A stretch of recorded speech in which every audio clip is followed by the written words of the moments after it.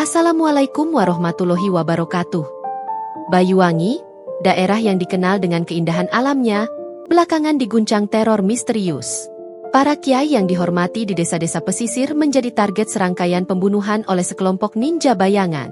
Serangan ini tidak hanya menciptakan kepanikan di kalangan masyarakat, tetapi juga mengancam harmoni spiritual yang telah menjadi dasar kehidupan mereka. Di tengah kepanikan, Kepala Polisi Banyuwangi, Kompol Andika Raharja, menjadi sorotan. Ia memiliki reputasi sebagai penegak hukum yang tak kenal lelah, tetapi kasus ini berbeda. Pak Andika, kita butuh jawaban. Mengapa para kiai menjadi sasaran? Tanya salah satu warga saat sebuah pertemuan darurat diadakan di Balai Desa Ketapang. Mata mereka penuh kekhawatiran. Kompol Andika hanya mengangguk dengan tenang, mencoba menenangkan massa. Namun, di balik ketenangannya, ia merasa beban berat menghimpitnya. Bukti yang terkumpul sangat minim. Identitas para ninja itu tetap tersembunyi, seperti bayangan di malam gelap. Pada suatu malam, saat ia memantau garis pantai, Andika menemukan sesuatu yang aneh. Di kejauhan, ia melihat bayangan seseorang duduk di atas sebuah batu karang besar. Bayangan itu tampak bercahaya, bersinar dengan warna biru kehijauan yang tidak wajar. Dengan rasa penasaran yang tak tertahankan, Andika mendekati batu karang tersebut. Betapa terkejutnya ia saat menemukan sosok perempuan dengan rambut panjang menjuntai, matanya seperti kristal laut, dan tubuh bagian bawahnya berupa ekor bersisik yang berkilauan di bawah cahaya bulan. "Anda siapa?" tanya Andika, mencoba menguasai keterkejutannya. Perempuan itu tersenyum lembut, namun ada kekuatan yang terasa di balik tatapannya. "Aku adalah Nyai Laras, salah satu penjaga laut Banyuwangi," jawabnya. Suaranya seperti angin laut, menenangkan namun penuh wibawa. Andika terdiam beberapa saat. Cerita rakyat tentang makhluk laut memang sudah menjadi bagian dari budaya setempat, tetapi melihatnya langsung adalah hal yang lain. Ia menelan ludah, mencoba merasionalisasi apa yang baru saja dilihatnya. "Nyai Laras, mengapa Anda menampakkan diri sekarang?" tanyanya. Nyai Laras menatapnya dalam-dalam. "Laut kami terganggu. Mereka yang kamu sebut ninja itu telah membuat perjanjian dengan makhluk kegelapan. Setiap malam, aku mendengar suara jerit para kiai yang diserang. Jerit itu menyusup hingga ke dasar lautan. Harmoni antara darat dan laut terganggu." Andika menghela napas panjang. "Jika benar Anda tahu tentang para ninja ini, bisakah Anda membantu kami menangkap mereka?" Nyai Laras tertawa kecil, sebuah tawa lembut yang penuh teka-teki. "Manusia seperti kamu seringkali meremehkan kekuatan mereka. Tetapi aku akan membantumu dengan satu syarat." "Apa syaratnya?" Andika bertanya dengan hati-hati. "Ketika waktunya tiba, kamu harus percaya pada kekuatan yang tidak bisa kamu pahami dengan logika semata. Percaya pada keseimbangan yang lebih besar dari sekadar hitam dan putih." Andika terdiam, memikirkan permintaan itu. Sebagai seorang polisi, ia terbiasa bekerja dengan bukti dan logika, tetapi situasi ini berada di luar ranah pemikirannya. Akhirnya, ia mengangguk. "Baik, saya terima." Nyai Laras tersenyum lagi, kali ini lebih hangat. Ia melambaikan tangannya ke arah laut, dan tiba-tiba ombak di sekitarnya bergerak lebih tenang, seolah mendengarkan panggilan sang penjaga. "Besok malam, temui aku di sini lagi. Aku akan menunjukkan cara menangkap mereka." Saat Nyai Laras menghilang ke dalam air, Andika berdiri di tepi pantai, merenungkan apa yang baru saja terjadi. Ia tahu perjalanan ini tidak akan mudah. Namun, demi melindungi rakyatnya dan menjaga kedamaian Banyuwangi, ia siap menghadapi apapun. Keesokan harinya, Andika kembali ke kantor polisi dengan semangat baru. Ia menginstruksikan bawahannya untuk terus memantau aktivitas mencurigakan di desa-desa, terutama yang berada dekat dengan laut. Namun, ia menyimpan pertemuannya dengan Nyai Laras sebagai rahasia. Bagi sebagian orang, cerita itu mungkin terdengar seperti dongeng, tetapi bagi Andika, itu adalah satu-satunya harapan. Malam berikutnya, ia kembali ke tempat yang sama. Ombak berdesir lembut, bulan bersinar terang, dan angin laut membawa aroma garam yang kuat. Nyai Laras muncul dari dalam air, membawa sesuatu yang terbungkus kain biru. Ini adalah pedang laut, senjata kuno yang hanya bisa digunakan oleh mereka yang hatinya tulus dan bebas dari niat buruk. "Kamu akan membutuhkannya dalam perjalanan ini," ujarnya sambil menyerahkan pedang itu pada Andika. Andika menerima pedang tersebut dengan hormat, meskipun ia masih tidak yakin bagaimana pedang ini bisa membantunya. Nyai Laras kemudian memberitahunya bahwa ninja-ninja itu memiliki markas rahasia di sebuah gua di kaki bukit yang hanya dapat diakses melalui jalur laut saat air surut. Besok malam adalah malam tanpa bulan. Itu waktu mereka melakukan ritual terkuat mereka. Pergilah ke sana, tapi ingat, jangan abaikan suara hati kecilmu, kata Nyai Laras sebelum menghilang ke dalam gelombang. Andika menatap pedang itu. Ia merasa ada energi aneh yang memancar darinya, seolah benda itu memiliki jiwa. Ia sadar bahwa petualangan ini bukan hanya soal menangkap para pelaku kejahatan, tetapi juga tentang memahami kekuatan yang lebih besar dari dirinya. Keesokan harinya, Kompol Andika mulai merencanakan ekspedisi ke gua yang disebut Nyai Laras. Namun, untuk memimpin operasi ini, ia harus memutuskan siapa yang bisa ia percayai. Tidak semua orang siap menerima fakta bahwa kekuatan di balik para ninja ini bersifat supranatural. Andika memanggil dua anggota kepercayaannya, Bribka Reza, seorang penyelam ulung yang sering bertugas di perairan Banyuwangi, dan Bribtu Tari, seorang ahli strategi yang selalu berpikir dua langkah ke depan. Mereka mendiskusikan informasi rahasia yang baru saja diperoleh. Pak, jadi mereka benar-benar ninja? Dan kita akan menggunakan pedang ini? Reza memandang pedang laut yang tergeletak di atas meja, ragu-ragu namun juga terpesona. Pedang itu tampak bersinar lembut meskipun tidak ada sumber cahaya yang langsung menerpanya. Betul. Tapi ini bukan ninja biasa. Mereka memiliki kekuatan yang melibatkan dunia lain, jawab Andika serius. Aku tahu sulit untuk dipercaya, tapi aku ingin kalian fokus. Besok malam, kita akan menyelidiki gua di kaki Bukit Karang. Tari, yang selalu skeptis terhadap hal mistis, hanya mengangguk sambil menatap peta yang mereka bentangkan. Jika yang Pak Andika katakan benar, gua ini hanya bisa diakses saat air surut. Berarti waktu kita terbatas. Dan jika mereka benar melakukan ritual, kita harus menghentikannya sebelum selesai. Andika setuju. Mereka memutuskan untuk membawa perahu kecil agar bisa mencapai gua dengan cepat. Sisa hari itu dihabiskan untuk mempersiapkan perlengkapan, memeriksa senjata, dan memastikan rencana berjalan lancar. Namun di balik kesibukan itu, hati Andika penuh dengan keraguan. Bagaimana jika Nyai Laras salah? Bagaimana jika ia hanya mengejar bayangan? Malam tanpa bulan akhirnya tiba. Ombak tenang, tetapi udara terasa berat, seolah-olah ada sesuatu yang mengintai dari balik gelap.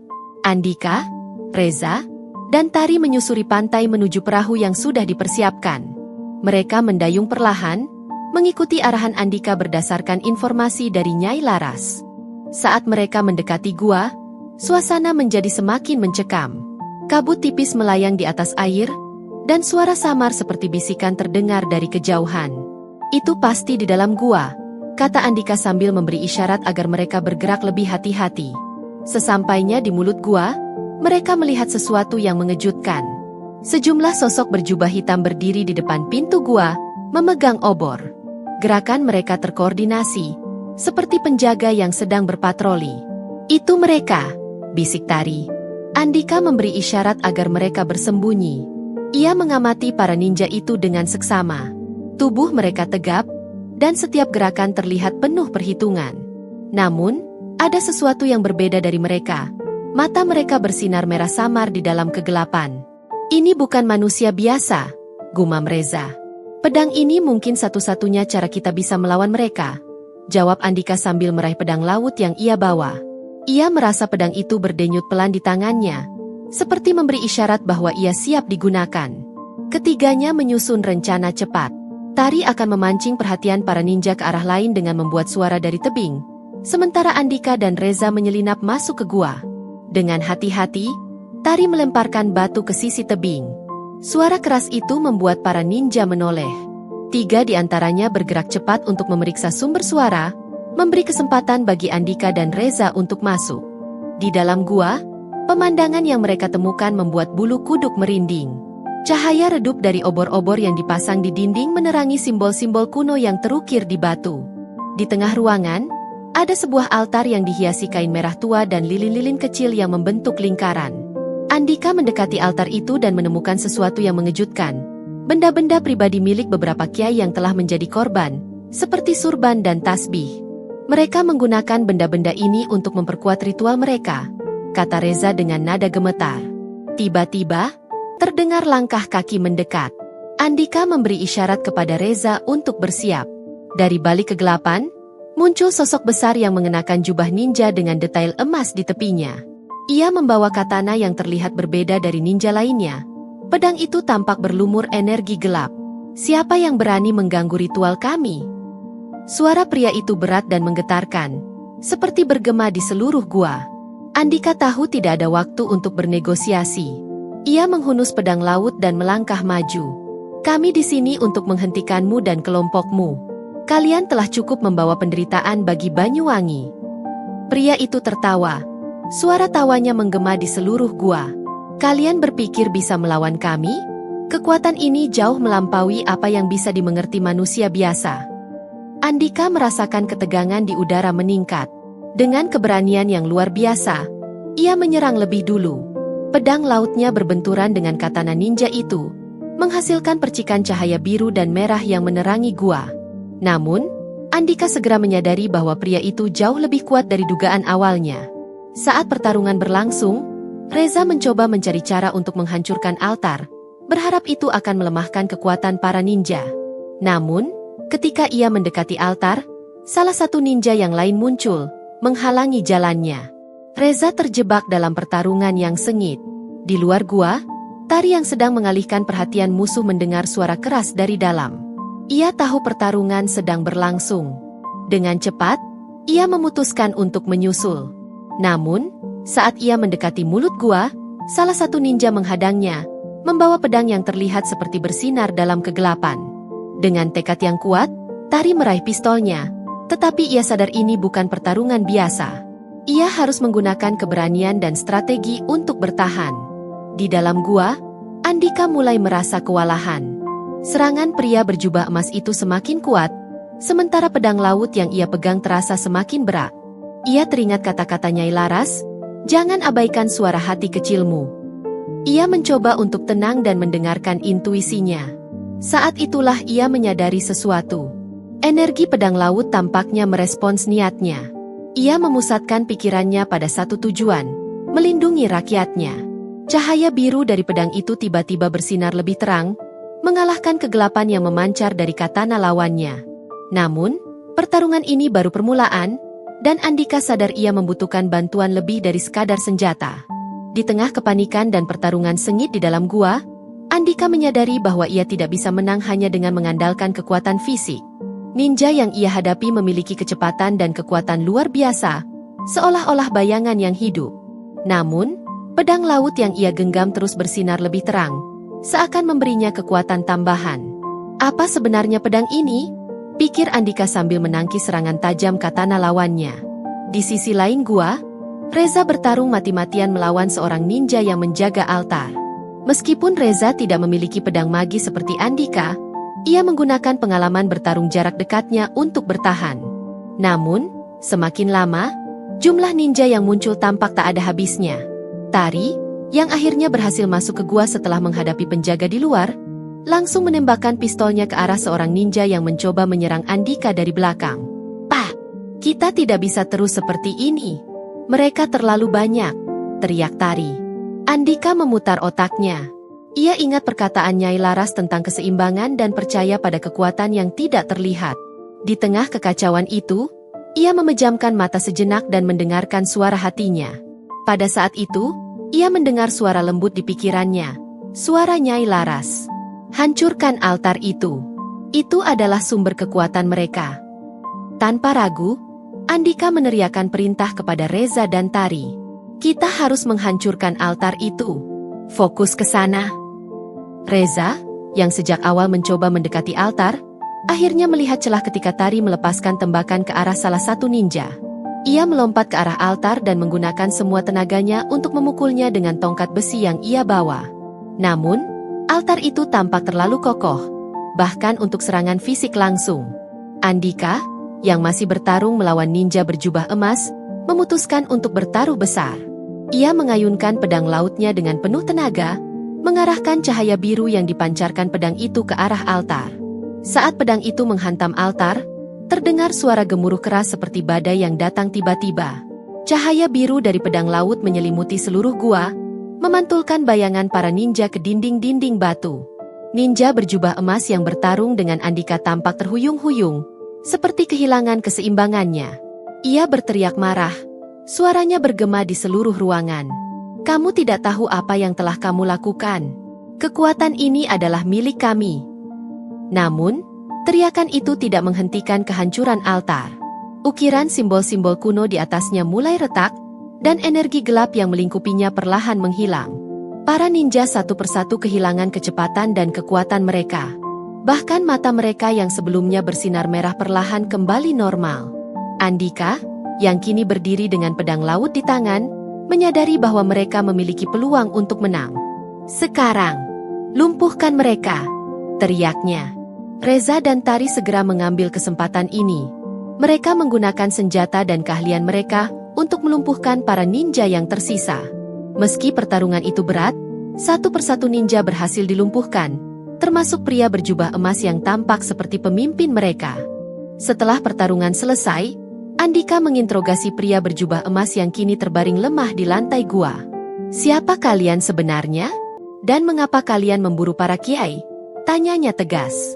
Pria itu hanya tertawa kecil, meski darah mengalir dari sudut bibirnya. Kalian tidak akan pernah mengerti.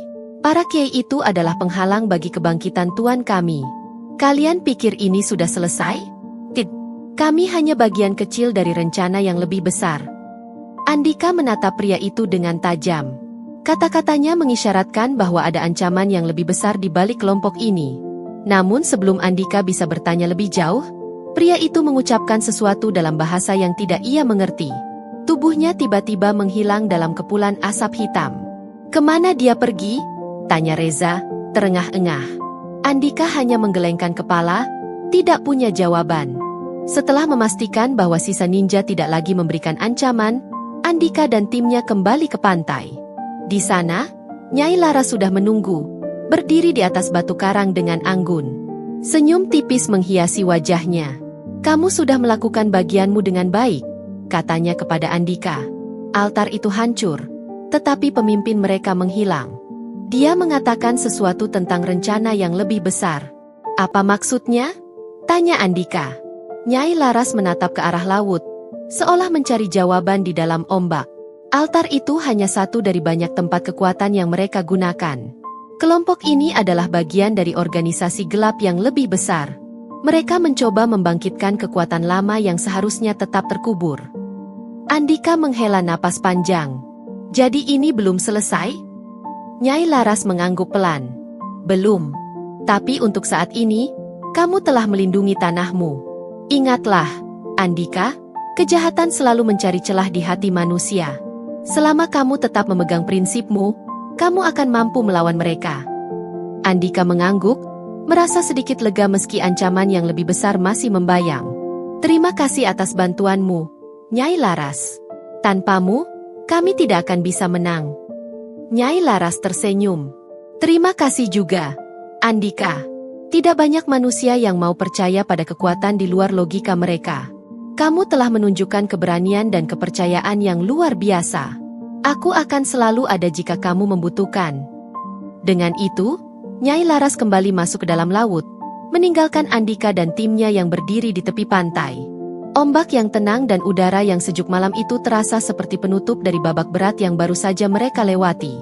Pagi setelah pertempuran di gua itu terasa berbeda. Langit Banyuwangi tampak lebih cerah, seolah memberikan ruang untuk nafas lega setelah malam yang penuh ketegangan. Namun, Kompol Andika tidak bisa sepenuhnya menikmati kedamaian itu. Kata-kata pria berjubah emas terus terngiang di benaknya, kami hanya bagian kecil dari rencana yang lebih besar. Di ruang kerjanya, Andika duduk bersama Reza dan Tari. Meja di depannya penuh dengan laporan tentang para korban serangan ninja, serta catatan dari para kiai yang berhasil lolos. Mereka mencoba menghubungkan semua titik, tetapi informasi yang mereka miliki masih terlalu sedikit. Pak, saya punya firasat bahwa mereka tidak akan berhenti di sini. Jika altar itu hanyalah salah satu dari banyak tempat, apa yang kita hadapi bisa lebih besar daripada yang kita duga, kata Tari sambil menatap peta Banyuwangi yang terbentang di meja. Andika mengangguk pelan. Benar. Kita harus menemukan pola mereka. Mungkin ada petunjuk di tempat lain. Reza menambahkan, jika kita melihat dari laporan ini, serangan mereka selalu terjadi di dekat daerah yang memiliki kaitan spiritual kuat. Mungkin ada semacam energi yang mereka incar. Energi spiritual? Gumam Andika sambil memandang pedang laut yang kini tersimpan di rak.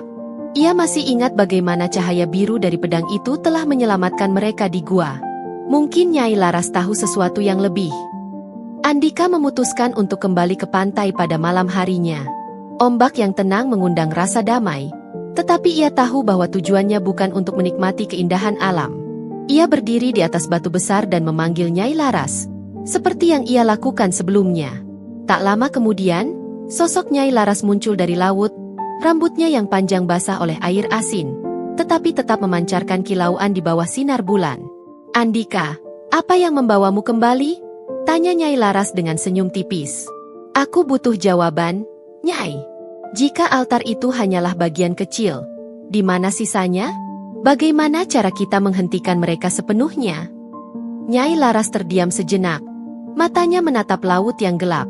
Mereka adalah bagian dari kultus gelap yang telah lama bersembunyi di balik bayangan sejarah. Mereka mencari kekuatan dari titik-titik energi di dunia ini, termasuk di Banyuwangi. Setiap altar yang mereka aktifkan semakin mendekatkan mereka pada kebangkitan penguasa kegelapan yang mereka sembah. Kami berhasil menghancurkan altar itu, tetapi pemimpin mereka menghilang. Apa artinya? Tanya Andika. Itu berarti ia telah mundur untuk sementara, tetapi ia tidak akan berhenti. Kemungkinan besar, mereka akan bergerak ke tempat berikutnya. Namun, kali ini, kamu tidak bisa melakukannya sendiri. Andika memandang Nyai Laras dengan bingung. Apa maksudmu? Nyai Laras mengangkat tangannya, dan ombak di sekitarnya tampak bergerak lebih hidup. Dari dalam air, muncul sosok-sosok lain. Makhluk laut yang memiliki bentuk manusia namun dengan elemen laut yang menyatu di tubuh mereka. Ada yang memiliki sirip tajam di lengan, ada yang rambutnya seperti ganggang laut, dan ada yang membawa tombak dari karang. Mereka adalah sekutuku. Penjaga laut yang telah berjanji melindungi keseimbangan antara daratan dan lautan. Kali ini, kami akan membantumu. Andika tertegun. Ia tidak pernah membayangkan bahwa dunia bawah laut memiliki kekuatan sebesar ini. Tapi bagaimana kita tahu di mana mereka akan bergerak selanjutnya? Nyai Laras tersenyum dan menjawab, dengarkan suara laut, Andika. Itu akan memandumu.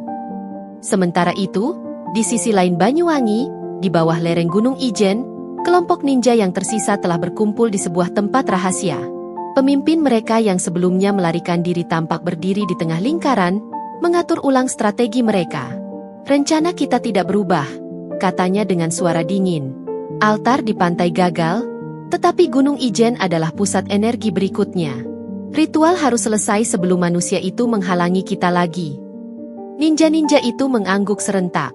Di antara mereka, beberapa membawa benda-benda aneh yang tampak seperti bagian dari ritual, termasuk patung kecil berwajah mengerikan yang terbuat dari batu hitam. Jika altar ini berhasil diaktifkan, kekuatan penguasa kita akan cukup untuk menghancurkan seluruh Banyuwangi, tambah pemimpin mereka. Bersiaplah. Keesokan harinya, Andika dan timnya bergerak cepat setelah menerima kabar dari Nyai Laras. Gunung Ijen adalah target mereka berikutnya, kata Andika kepada Reza dan Tari. Kita harus sampai ke sana sebelum mereka memulai ritual. Mereka membawa peralatan lengkap, termasuk pedang laut yang masih menjadi senjata utama. Kali ini, Andika merasa lebih percaya diri karena ia tahu bahwa mereka tidak sendirian. Sekutu dari laut telah berjanji untuk membantu. Perjalanan menuju Gunung Ijen tidak mudah. Medan yang sulit dan udara yang semakin dingin membuat perjalanan semakin berat. Namun, mereka terus maju, didorong oleh rasa tanggung jawab untuk melindungi Banyuwangi. Sesampainya di sebuah dataran tinggi dekat kawah, mereka menemukan tanda-tanda aktivitas mencurigakan. Lingkaran simbol kuno tergambar di tanah, dikelilingi oleh lilin hitam yang belum menyala. Di dekatnya, para ninja tampak sedang mempersiapkan sesuatu. Kita harus menghentikan mereka sebelum ritual dimulai, kata Andika tegas. Namun, sebelum mereka bisa bergerak, suara keras menggema dari arah kawah. Dari balik asap belerang, muncul sosok pemimpin ninja, Kali ini mengenakan jubah yang lebih mencolok dengan warna merah gelap dan simbol-simbol emas di seluruh tubuhnya. "Kalian datang lagi? Hebat, aku tidak perlu mencarimu," katanya sambil tersenyum dingin. Andika menggenggam pedang lautnya erat. Ia tahu bahwa ini akan menjadi pertempuran yang lebih berat daripada sebelumnya. Dengan angin dingin yang bertiup kencang dan suasana yang tegang, kedua belah pihak bersiap untuk pertarungan terakhir. Andika menyadari bahwa mereka tidak hanya melawan kelompok ninja, tetapi juga waktu. Jika ritual itu selesai, Banyuwangi bisa hancur. Nyai Laras dan sekutunya dari laut tiba tepat waktu, membawa serta kekuatan mereka untuk mendukung Andika dan timnya. Kini, manusia dan makhluk laut berdiri bersama, bersiap menghadapi ancaman terbesar yang pernah mereka hadapi. Di puncak Gunung Ijen, langit yang sebelumnya cerah tiba-tiba menjadi gelap. Awan hitam berkumpul, menutupi bulan dan bintang-bintang. Suara angin yang berhembus kencang bercampur dengan gemuruh dari kawah di bawahnya, menciptakan suasana yang mencekam. Para ninja yang dipimpin oleh sosok berjubah merah gelap mulai melantunkan mantra dalam bahasa kuno, berusaha menyelesaikan ritual mereka. Kompol Andika berdiri tegak di depan timnya, memegang pedang laut yang bercahaya biru terang, simbol dari harapan dan keberanian. Di sebelahnya, Reza dan Tari bersiap dengan senjata mereka, sementara sekutu dari laut, dipimpin oleh Nyai Laras, bergerak dengan anggun namun penuh kekuatan, melingkari musuh. "Jangan biarkan mereka menyelesaikan ritual," teriak Andika, memberikan perintah. Pertempuran pun dimulai. Para ninja bergerak cepat seperti bayangan, menyerang dari segala arah. Namun, Andika dan timnya kini lebih siap. Pedang laut memancarkan cahaya yang membuat para ninja melemah, sementara tombak-tombak dari sekutu laut membentuk pertahanan yang tak tertembus. Nyai Laras sendiri berhadapan dengan pemimpin ninja. Dengan gerakan yang anggun namun mematikan, ia menggunakan kekuatan air untuk menghalangi setiap serangan. Namun, pemimpin ninja itu ternyata jauh lebih kuat dari yang diduga. Ia mengeluarkan pedang gelap yang tampaknya memiliki energi kegelapan yang sama kuatnya dengan pedang laut. "Andika, pedang itu terhubung dengan altar. Kita harus menghancurkan sumber kekuatannya," seru Nyai Laras. Andika segera memahami maksudnya. Ia mengarahkan pandangannya ke lingkaran simbol kuno di tanah, tempat ritual dilakukan. Namun, lingkaran itu dijaga oleh beberapa ninja yang tampaknya lebih kuat dari yang lain. Reza dan Tari maju untuk membuka jalan. Meskipun mereka menghadapi serangan berat, keberanian mereka membuat perbedaan. Tari menembakkan senjata ke arah musuh, sementara Reza menggunakan keterampilannya dalam pertarungan jarak dekat untuk melumpuhkan lawan. Saat Andika akhirnya berhasil mencapai lingkaran ritual, ia mengangkat pedang lautnya tinggi-tinggi. Namun, sebelum ia bisa menghancurkan lingkaran itu, pemimpin ninja melompat di depannya, menghadangnya. "Kamu pikir pedang itu cukup untuk menghentikan kami?" tanya pemimpin ninja dengan nada mengejek. Andika tidak gentar. Ia menatap lawannya dengan penuh keyakinan. "Pedang ini bukan hanya senjata. Ini adalah simbol harapan rakyatku." Pertarungan antara mereka menjadi klimaks yang mendebarkan. Pedang laut bertemu dengan pedang gelap, memancarkan cahaya biru dan hitam yang saling bertarung di udara. Setiap benturan menghasilkan gelombang energi yang mengguncang tanah di bawah mereka. Namun, Andika tidak sendiri.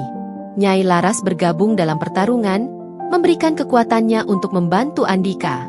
Dengan kombinasi kekuatan manusia dan makhluk laut, mereka berhasil mematahkan pertahanan pemimpin ninja. Andika akhirnya menusukkan pedang laut ke lingkaran ritual. Cahaya biru menyelimuti seluruh area, menghancurkan simbol-simbol kuno dan membubarkan energi gelap yang melingkupinya. Pemimpin ninja berteriak marah, tetapi kekuatannya mulai memudar. "Aku akan kembali.